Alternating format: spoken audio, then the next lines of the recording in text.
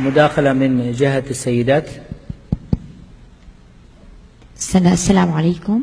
الدكتورة سوزان محمد القرشي، عضو هيئة التدريس بالجامعة. سؤالي: كيف يمكن لنا عرض تاريخ المملكة العريق الذي رسم ملامحه الملك المؤسس عبد العزيز آل سعود رحمه الله بأسلوب عرض شيق يتناسب مع معطيات العصر الحديث الذي يتسم بتقدم التكنولوجيا وتسارع التقنية الحديثة؟ شكرا. اللي بتقول عليه الست ده، ما تقولوا لنا حاجة يا جدعان، اي كلمتين بس هو على طول يعني اخوكوا مزنوق.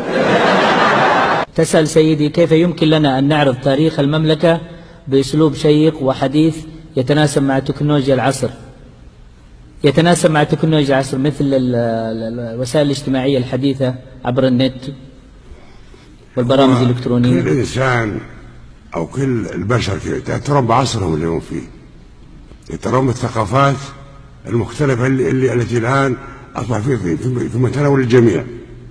التلفزيون، وسائل الاتصال بالتلفون، الرسائل بالتلفون، كذلك وجود التلفون، الجرايد، الكتب لغيرها.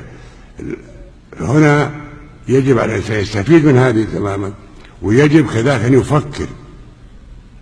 الإنسان أو الإنسانة جاء عندها سؤال أو تساؤل فترجع للحقائق.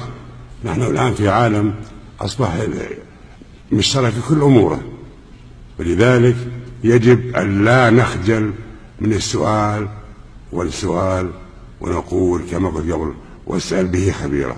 شكرا.